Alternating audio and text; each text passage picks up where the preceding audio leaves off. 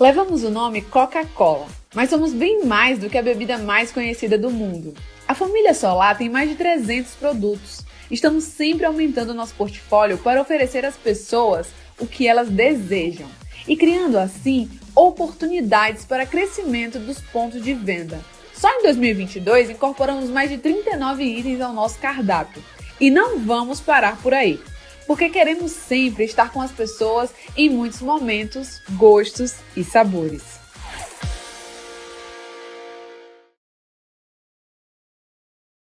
Oi, aí pessoal, já estou de volta, meu irmão. Estou de volta. Segundo bloco aqui do nosso podcast, do nosso encontro marcado nesta terça-feira. Agradecer a todo mundo que está nos assistindo aí pelo YouTube, pelo Instagram. Você que está ouvindo pela rádio Nova Era, está dirigindo aí na cidade, está na sua banquinha, está na sua casa, está no seu comércio, sua farmácia, está aí no seu açougue. Muito obrigado pela companhia de você. Quem está ouvindo a gente aí pelo aplicativo da Web Rádio Giovanni Acioli, né? Muita gente ligada, principalmente longe da zona urbana aqui. Muito obrigado a vocês. Gente do céu, olha aí. Conversei com o Edivaldo e agora nada mais nada menos conversar com a minha amiga Perpétua. De muitas lutas, de muitas datas, e ela está aqui para conversar com a gente. Ela teve umas tarefas aqui em Tauacá, né, entregando aí ainda resultados das suas emendas quando ela era deputada. Hoje, no momento, entregando para os trabalhadores rurais. Uma coisa incrível, né? Como foi bonito o ato, né, da Perpétua entregar barco, uma série de estruturas para os nossos trabalhadores rurais. Mas ela está aqui para te conversar muito sobre outras coisas. Perpétua, e aí, como é que tu tá? Prazer em te ver, muito tempo que a gente não senta para trocar uma ideia. Como é que tu tá, nega velha? Coisa boa te reencontrar, não é? Não vou nem dizer aqui o tempo que a gente se conhece para a gente não entregar aqui os nossos anos de experiência, vamos né? Deixar isso para lá. É bom, é sempre bom te rever, assim, olha, você tem uma experiência enorme nessa área da comunicação, você é o mais escutado, né? E é bom falar aqui contigo, e agora no podcast também, não é? É escutado na cidade, nas comunidades rurais, isso é muito bom. Enquanto nas mais redes sociais, comunicação, né? Melhor para o povo. Perpétua, me diz uma coisa, tu era do convento, negona, e o Edivaldo era seminarista. Como é que tu saiu do convento, negão, para entrar nesse mundo que tu essas experiências assim que tu tem aí, que vai ter muita gente para ralar para ter 10% das experiências que tá tendo nessa tua vida aí, né? Tanto de mãe, né? De mulher. E agora de avó. E agora de vovó, né? E para quem ia ser freira, como é que tu tá? Como é que tu viu essa mudança toda? Conta logo um pouquinho desse teu período aí de convento. Olha, freira dominicana, não é? Olha aí. E quando eu saí do convento, eu já era uma noviça, não é? Então, freira dominicana. Eu saí do convento e logo em seguida comecei a militar no movimento sindical. Eu era professora e bancária, passei no concurso do Banco do Estado do Acre, depois no concurso de educação. Naquela época a gente podia acumular, não é? E da vida sindical eu já fui para a vida política, porque eu fui vereadora de Rio Branco 2 anos, né? Metade do mandato eu saí para deputada federal. Então, uma temporada, por exemplo, o tempo que eu fiquei no convento, eu agradeço a Deus todos os dias a experiência que eu tive. Se eu tinha a vocação ou não para ser freira, eu não sei. Talvez não. Mas uma coisa é certa, Acioli, eu sou de uma família de 15 irmãos. Quando eu fui ver energia elétrica, televisão pela primeira vez, eu tinha 14 anos. E foi quando eu fui para o convento. É bem provável que numa família de 15 irmãos, eu era mais nova, eu queria uma vida melhor, eu queria uma cama só para mim. Isso quando a gente tem uma família grande, você não tem uma cama só para você. Você dorme 2, 3 irmãos numa cama grande, num colchão grande. Com certeza. E é bem provável que eu também tenha ido para o convento para ter essa vida melhor. Mas o fato é que a experiência de 5 anos no convento das Irmãs Dominicanas me ensinou praticamente toda uma base que eu tenho hoje. Claro, minha mãe e meu pai sempre foram muito religiosos. Na época eram católicos, depois foram evangélicos, antes de morrer. Mas é um tempo da minha vida que eu considero um dos mais importantes. A minha formação, porque a minha adolescência, dos 14 aos 19 anos, eu fiquei num convento, né, para ser freira. E não me arrependo nunca. Graças a Deus eu tive por lá, aprendi muita coisa do que eu sei hoje. Eu não dou um passo na minha vida, na política, nem na vida pessoal, sem pedir a ajuda de Deus, sem pedir orientação, porque é o que nos guia, não é, nesse processo todo. Nunca usei a minha crença nessa coisa da política. Eu acho que é preciso separar as coisas. Só A religião é preciso separar com a política. Eu penso que hoje tem muita gente usando o nome de Deus em vão para poder aproveitar dos fiéis, dos eleitores. Então eu procuro separar essas coisas. Embora o nosso Deus é sempre o maior que nos conduz. E hoje eu estava dizendo ali, assim, olha, nessa atividade que a gente participou, eu estou a semana inteira rodando, né? O Juruá inteiro, especialmente os municípios do Juruá. Em cada município a gente está deixando 20, 25, 30 barcos. Eu pergunto para as pessoas, você teria hoje R$25 mil para comprar esse kit que a gente está entregando agora, barcos, motores, 2 remos? As pessoas dizem não. Eu agradeço a Deus por isso está caindo do céu agora na minha vida. Porque as pessoas acreditam de fato que esse é o processo. E eu tenho dito também uma coisa, senhora. O presidente Lula vira e mexe, ele diz o seguinte: é preciso botar o pobre no orçamento. Os meus mandatos todos. E o rico no imposto de renda. E o rico no imposto de renda. Porque rico hoje não paga imposto de renda. Os milionários no Brasil. Eu não estou falando de ricos acrianos, porque os ricos acrianos são pé rapado diante dos milionários do Brasil. Eles não pagam imposto. Quem paga imposto é a classe média. E o pobre paga o pato. E ele, quando ele diz é preciso botar o pobre no orçamento, eu fico imaginando que ele se refere também, na hora de compartilhar as riquezas do país, para que chegue comida na mesa das pessoas, eu penso que ele também se refere ao que a gente vem fazendo, eu fiz no meu mandato inteiro. Assim, olha, o que eu mais me dediquei em todos os meus mandatos de deputada federal e agora na ABDI foi a produção. Eu perdi a conta de barcos, motores, tratores, caminhão, tobata, jirico, para puxar a produção. Perdi as contas desses equipamentos. Aí eu digo para as pessoas, isso aqui é dinheiro que foi votado no orçamento, eu botei para vocês. E agora está chegando na mão de vocês. Então, como é possível a gente transformar o lugar onde a gente está trabalhando, as pessoas com quem a gente convive, as oportunidades? Eu fico me lembrando, quando eu perdi aquela eleição para deputada federal, por um erro da legislação eleitoral, porque hoje tu olha, metade da bancada do Acre tem menos voto do que eu e do que a Jéssica. Ficamos ali sem poder ter mandato, porque na época a gente não fez a legenda, porque o TSE fez a contabilidade errada. Reconheceu isso na eleição de vereadores. Reconheceu. Isso significa que na próxima eleição a interpretação da lei já é outra. Eu considero que fiquei fora do meu mandato por uma injustiça da justiça eleitoral. Mas quando você faz um pouco essa soma, essa contabilidade, as oportunidades que Deus me deu, que o povo do Acre me deu para ser deputada federal, eu fico fazendo uma retrospectiva das minhas ações. Eu era conhecida como a mulher da flor, não é? Mas depois veio a história... Vamos esclarecer esse negócio, já que hoje, inclusive lá... Mas eu queria que tu falasse o seguinte, a tua projeção, né, na política e na sociedade criana começou com tua luta no sindicato dos bancários. Sindicato forte, tudo tabuado, aquela luta toda. Né? É verdade. Dali foi que, né, um pouco parecido com a luta do Edivaldo, vocês, né, são marido e mulher, e parece que seguiram o meu roteiro assim, na vida e na política. O sindicato dos bancários, né, era um sindicato até então, coisa muito... Existia, mas reunia, mas não tinha luta, não tinha repercussão, não tinha bandeira. Quando você assumiu o sindicato dos bancários, o Acre inteiro fervilhou, né, os bancários do Acre. Isso deu aos bancários uma moral, deu resultados para eles e para você deu a projeção, né? Inclusive para você se tornar a vereadora mais atuante de Rio Branco na época, né, Pepe? Conta um pouquinho dessa passagem aí. E eu lembro que uma das marcas do nosso trabalho no Sindicato dos Bancários, primeiro foi defender um patrimônio público, que era o Banco do Estado do Acre, dilapidado na época pelos governos anteriores. No final das contas, acabou fechando. demitiu 1.200 trabalhadores em cada município do Acre. Tinha uma agência do banco que ajudava no desenvolvimento do município. O Banacre. O Banco do Estado, o Banacre.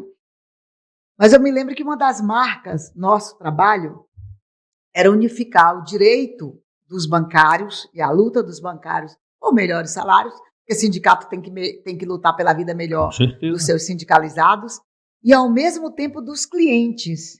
Eu dizia para os bancários na época, se vocês não tratarem bem os clientes, eles se afastam do banco. Porque se eles não tivessem consciência de que o povo que ia, antigamente não tinha, hoje você pega o celular e você entra no banco e resolve tudo. Faz todas as operações. Paga todas as contas aqui. Mas antigamente a gente tinha que ir lá. Ia para a fila. E às vezes era um dia inteiro, a manhã inteira na fila. E eu dizia para os bancários, olha, o pessoal está chegando às vezes, vem da zona rural, vem com fome, anda às vezes horas e horas a pé, ele quer chegar no banco, ser bem atendido, ser prestigiado. Então, isso ficou uma marca também do nosso trabalho, do nosso mandato ali, e a defesa que a gente fez naquela época pelo Banco do Estado do Acre, e para pagar a indenização, porque eram 1.200 trabalhadores sendo demitidos quando não queriam pagar a indenização. E nós brigamos e conseguimos a indenização. Perpétua, como foi que te convidaram para ser candidata a vereadora em Rio Branco, um cenário, né, e você do Sindicato dos Bancários, embalaram a sua campanha e você foi eleita 2 vezes e era destaque, né, Perpétua Almeida, vereadora Perpétua Almeida. Me lembro de umas alagações que tinha lá, que a Perpétua se destacava, lá vinha ela surgindo dentro d'água.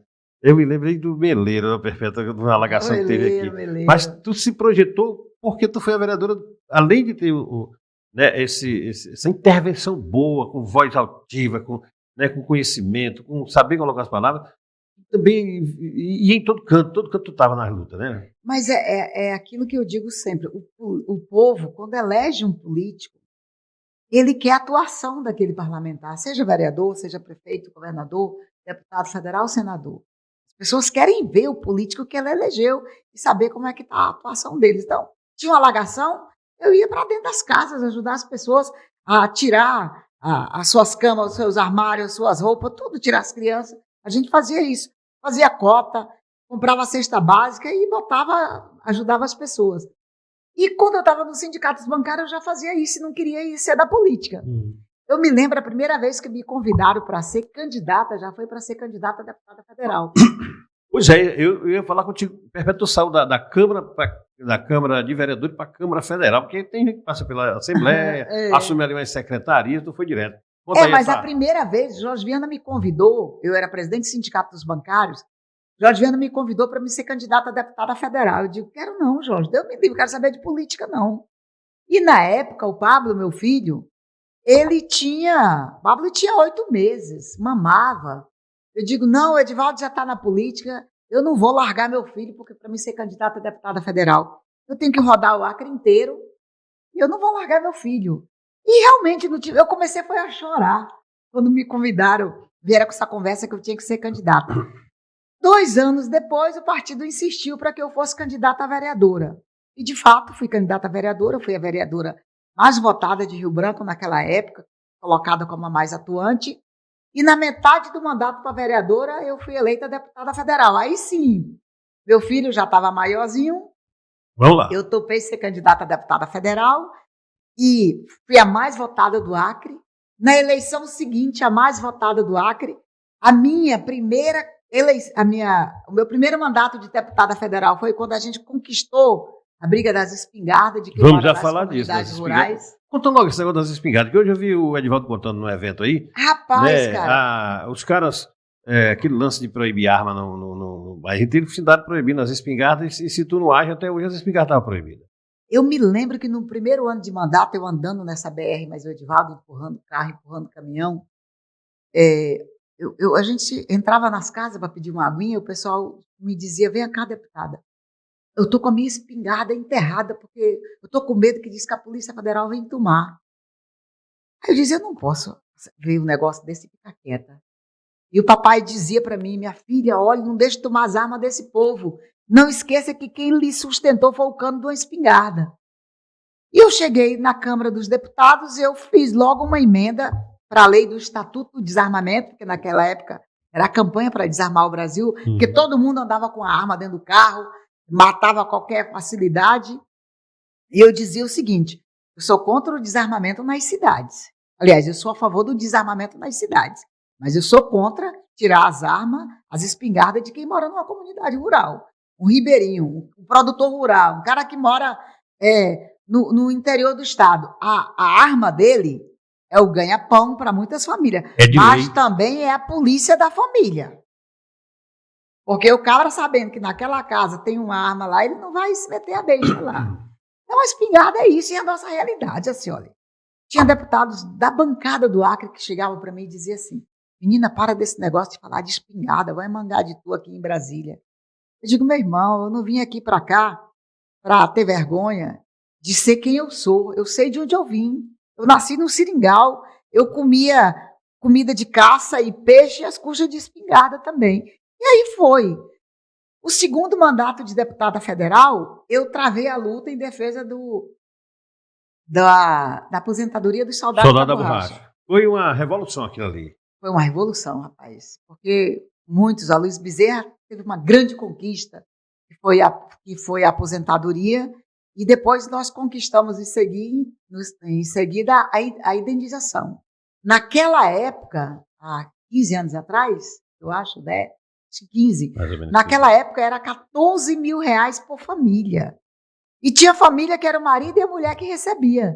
E foi para a Amazônia inteira, não foi só para o Acre. Mas no Acre, eu penso que em torno de 12 mil famílias receberam. Meu terceiro mandato de deputada federal, a luta especialmente foi para tirar as multas de quem morava nas comunidades rurais. A multa dos roçados, lembra? Porque, assim, olha, eu sou a favor do meio ambiente. E quando a gente não cuida do meio ambiente, o primeiro que sofre é quem mora dentro da mata. Você vai acabar com a mata, acaba a caça dele, acaba a pesca, o sol é escaldante, acaba com a terra, tudo isso. A nascente de água. Acaba com a água, não é? Agora, você não pode desconhecer a realidade de quem vive da terra. De quem vive da terra, ele precisa plantar, ele precisa colher, ele precisa vender, ele precisa se alimentar e ele precisa de apoio para plantar também. Então, é preciso encontrar um meio termo aí. Eu sempre fiz essa defesa. No meu quarto mandato de deputada federal, entre outras questões, eu penso que o mais importante foi aquela luta que eu defendi os endividados do FIES. Lembra? Quando eu cheguei, rapaz, a dívida do FIES era naquela altura. E nós conseguimos liberar 99% de desconto. A pessoa ia no banco, pagava só 1% da dívida. Minha filha te agradece até hoje. Ela tinha terminado o curso foi de beneficiada, psicologia, né? Janaína. Rapaz, porque na época o Lula criou faculdade para todo mundo e tá certo.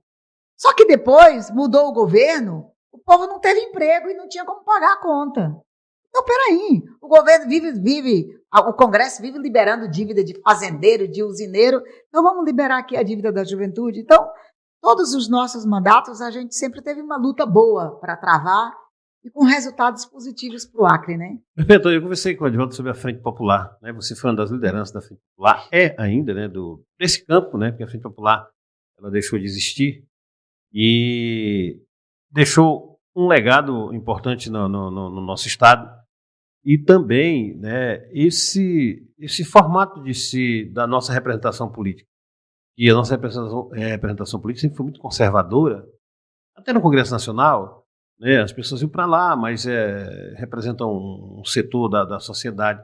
E nós tivemos, a partir dali, você que representa, né, os movimentos, representa essa luta aí para falar, né, da luta das mulheres da floresta, dos seringueiros, né, dessa situação toda, e a Frente Popular ela estabeleceu um conceito, ela deixa esse legado do conceito da militância política e também da atuação parlamentar em defesa das comunidades mais tradicionais, comunidades mais organizadas e da população carente de uma forma geral, né, Perpétua?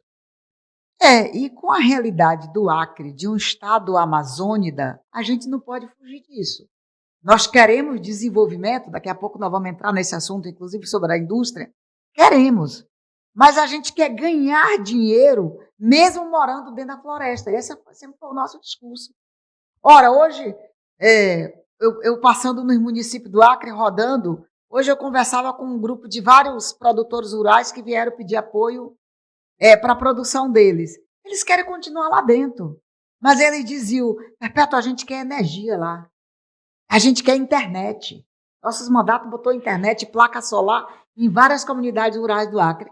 A maioria dos parlamentares do Acre hoje parece que esqueceram que grande parte do povo do Acre ainda mora na zona rural. E na zona rural as pessoas querem internet, querem assistir um podcast como esse, querem acessar a rede social, querem estudar, fazer uma faculdade pela internet.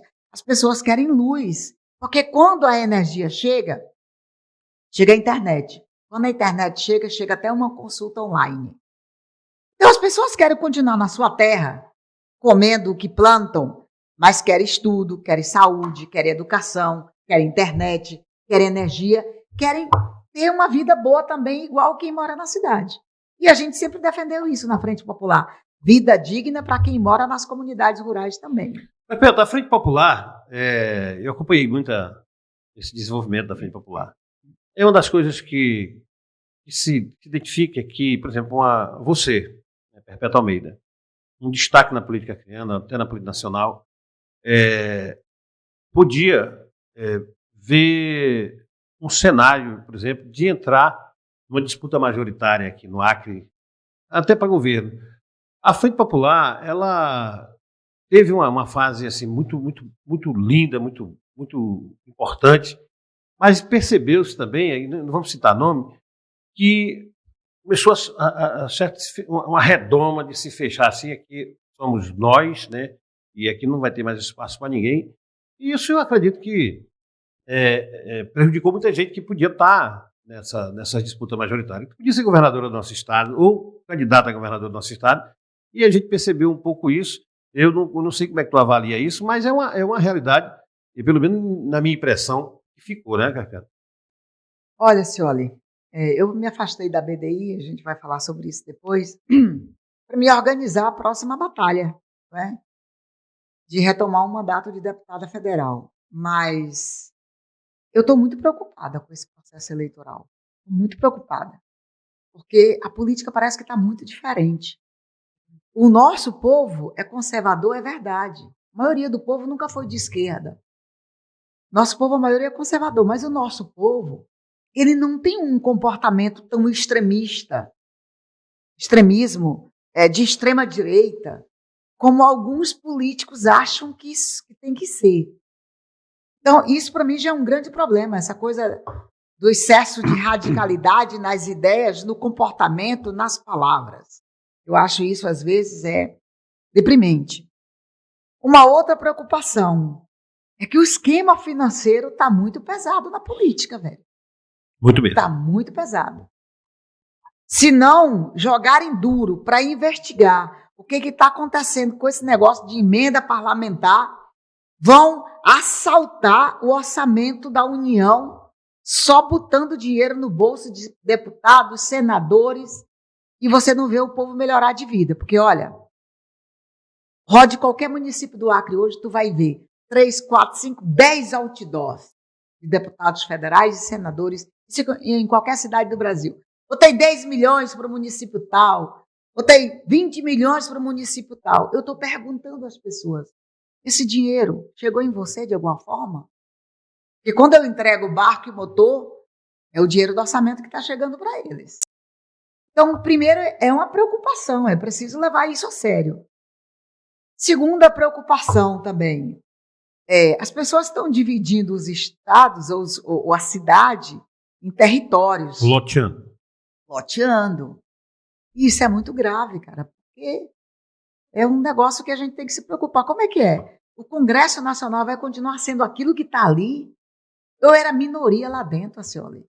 A maioria dos parlamentares que estão ali são donos de empresas terceirizadas, ganham muito dinheiro às custas do governo, dos estados.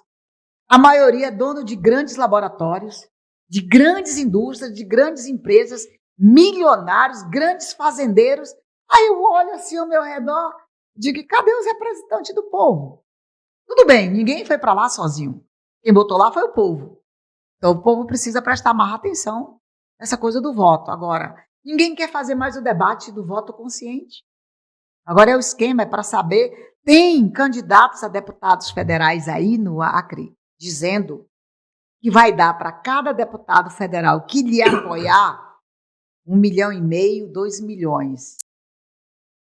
De onde é esse dinheiro todo? É complicado. Então está ficando caro demais a campanha. Eu queria entrar no outro assunto aqui contigo. Você falou, né, ainda há pouco sobre a questão ambiental. Eu tenho a impressão que uma geração ou mais do Acre, ela foi, não vou dizer, ela não foi treinada, ela foi educada, né, tanto se massificar para odiar, por exemplo, a Marina. A Marina é uma personalidade mundial, defende, né, o que ela pensa, muitas vezes é incompreendida, muitas vezes, de certa forma, alguns exageros, todo mundo tem seus exageros, né? Mas, quando sai uma notícia da Marina, em qualquer que seja a rede social, qualquer que seja o site, e a gente vai olhar os comentários, assim, são os piores possíveis, né? A grande maioria, aquele povo do senso comum, que parece que foi educado para odiar quem defende o meio ambiente. E hoje, bem cedo, estava olhando o site de notícias e eu vi uma charge muito interessante, eu até guardei, que é assim, a árvore votando na motosserra, nessa eleição que vem aí. É um pouco disso, Perpétua? Um pouco disso e um pouco mais. Se você pegar a pesquisa para o Senado em São Paulo hoje, a Marina está em primeiro lugar. Isso mesmo. Aí eu disse, rapaz, olha... Mas é bíblico também isso, né? Que o profeta não faz sucesso na sua terra. É bíblico também. Agora, as pessoas no Acre, uma parcela importante do povo do Acre, foi treinado, foi ensinado para ter ódio da Marina. Estimulado. Por injustiça. Para ter ódio. Porque muita coisa do que se diz sobre a Marina não é verdade. Eu concordo com tudo que a Marina defende? Não. Eu não concordo com tudo. Por exemplo, outro dia eu fiz uma discussão com ela. Eu digo, Marina, a estrada Porto Velho, Manaus, precisa ser asfaltada. Porque ela existe. Ela só tem que ser asfaltada, tem que liberar isso. Assim como, agora me diga uma coisa, a Marina, por acaso, em algum momento foi contra a BR-364, a estrada? Pelo contrário. Foi feito um movimento na época, até pista de Foi feito um movimento contra ela que era mentiroso. Uhum. A Marina foi para Brasília brigar por dinheiro para as estradas. Então, é uma certa injustiça. E hoje tem gente que continua esculhambando com a Marina. Aí eu digo, esquece a Marina, ela nem é candidata no Acre. Ela é candidata ao Senado em São Paulo. E está lá em primeiro lugar. Se vai ganhar ou não, não sei. Uma coisa é certa, para mim tudo você tem que ter meio termo também. Quando eu digo para as pessoas, não dá para você viver no planeta sem cuidar do meio ambiente, porque Deus só nos deu essa terra, só tem essa. Se você acabar com a água, se você acabar com a floresta, você vai respirar o quê? Uhum. Você vai viver como? Agora, é preciso encontrar um jeito para que os mecanismos de desenvolvimento cheguem para quem vive da terra, para quem vive da floresta, para que ele também possa se desenvolver mantendo a floresta em pé. Porque ninguém quer passar fome também olhando para a árvore e dizer, olha que bonita essa árvore. Não. A pessoa que mora ali, cercada de árvore, ela quer desenvolvimento. Muito bom. Perpétua, nós vamos já falar da tua saída, da tua não eleição para deputado, e nesse período, com o governo Lula, tu assumiu a BDI. O que é isso aí? Do Acre, nunca tinha ouvido falar BDI. Eu falei tanto dessa BDI no rádio que eu acho que todo mundo estava carraçado, né? Recentemente. Conta para nós essa experiência aí na BDI, que veio essa informação da BDI para o Acre, e o que você conseguiu na gestão da BDI desenvolver nesse período que você ficou à frente da BDI. Eu fiquei 3 anos na BDI. Quando o presidente Lula me convidou para ir para lá, ele brincou e disse assim, essa aqui é uma agência que cuida da indústria do Brasil, vai cuidar da indústria. Aí ele disse assim, depois ele voltou, bateu no meu ombro e disse assim, mas cuida da indústria dos pequenos. Então, esse é o Lula, é o cara que conhece a realidade da vida. Aí eu cheguei lá, eu era diretora.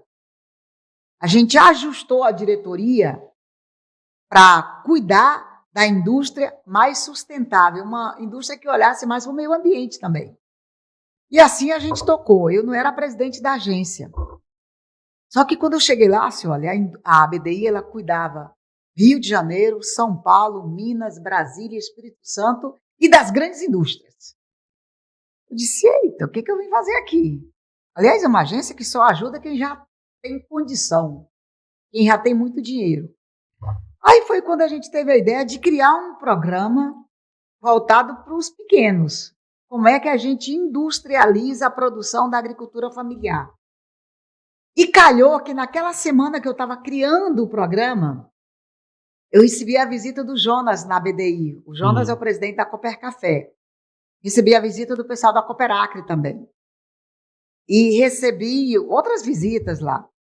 E aí o Jonas disse, Perpétua, nós começamos a plantar café lá no Juruá, lá em Manso Lima. O pessoal está animado, mas a minha preocupação é que só os empresários grandes têm secador. Os pequenos não têm, eles estão tendo prejuízo. A primeira colheita de café já está indo para o estrago, porque o pessoal não está conseguindo trazer para beneficiar. Eu disse, rapaz, isso é um problema. Aí eu disse, não, vamos conversar. Aí na semana seguinte eu fui para Rio Branco, para Manso Lima, com a minha equipe técnica. Nós sentamos lá e montamos um programa de apoio ao beneficiamento da produção do café. Assim, olha, nunca na história do Acre teve uma obra tão rápida. Porque do dia daquela reunião, um mês depois eu dei ordem de serviço para começar a indústria. Do dia que eu dei ordem de serviço até o dia que a gente botou as máquinas para funcionarem, foi 1 ano e 4 meses. Não existe obra pública, aquilo ali é um negócio grande, com 12 secadores lá dentro. E o pessoal diz assim hoje, antigamente eu plantava meu café e às vezes não tinha nem como escoar. Tirar porque não tinha ramal, não tinha caminhão, não tinha nada. Quando eu conseguia tirar minha produção, eu levava no empresário particular aí, e ele me cobrava tão caro que meu lucro ficava todinho. É verdade. Aí hoje o pessoal diz assim, agora a cooperativa manda buscar o meu café, traz para a indústria, eu subo do caminhão da cooperativa, chega, bota dentro da máquina, o café começa a andar, todas as máquinas da cooperativa, e 1 hora depois, 2 horas, ele já cai lá dentro de um saco, já pronto para me vender. Aí eu fico pensando, tá vendo? De novo, quando o presidente Lula diz tem que botar o pobre no orçamento, é isso, o dinheiro do país tem que chegar em quem precisa também. Porque era que imaginava indústrias no Acre, na mão de gente pobre, gente pequena. É igual a indústria do açaí, se Deus quiser, já a BDI vai dar continuidade ao trabalho que eu comecei e a gente vai ter uma indústria de açaí aqui que vai atender de Cruzeiro para cá, Cruzeiro, Tarauacá, Feijó e todo o Envira ali, uma indústria para beneficiar o açaí. Então, é isso que a gente quer. Ao todo, são 4 indústrias de beneficiamento de café e uma indústria de beneficiamento de açaí. Isso em 3 anos que eu passei pela BDI. 3 anos. É um legado, né? É um legado. Quando nós tivermos a próxima etapa aí, se tudo der certo, vamos pensar numa para o nosso grande abacaxi, né, Perpétua? Vamos, você quer a melhor? Mande aí. Eu fiz uma reunião com o Sebrae ontem. Na reunião com o Sebrae, eu pedi 2 estudos. É o estudo que tem que fazer antes. Pedi um estudo para a gente fazer a identificação geográfica do café mais ocidental do Brasil, que é o café de Manso Lima, e pedi um estudo acerca do abacaxi de Tarauacá, para levantar todas as potencialidades e o diferencial desse abacaxi, que é o maior abacaxi do Brasil e acho que do mundo. Do né? mundo, é. E a menina do Sebrae vai fazer. E eu ainda disse para ele, não estou mais na BDI, mas eu converso com meus diretores da BDI que ficaram lá para a gente repassar dinheiro para o Sebrae fazer esse estudo. Se Deus quiser, já vai sair o estudo. Saindo o estudo, depois a gente traz a indústria. Perpétua, vamos para... Tu é pré-candidata a deputada federal para mais um mandato. O que tu ainda pensa aí de luta pela frente na Câmara Federal? Né? É uma eleição é importante. Você já esteve lá, já provou, né, que tem capacidade, tem experiência já para tocar essa luta lá no Congresso Nacional. Como diz o outro, que bala tu ainda tem na agulha, Degona? Olha, eu me afastei de fato da BDI, eu estava gostando do trabalho, esse negócio de construir indústria, de entregar a indústria e botar na mão do povo. Eu me afastei da BDI por uma exigência da legislação eleitoral. Quem é ordenadora de despesa, e eu ordenava despesa, tem que se afastar 6 meses antes da eleição, não é?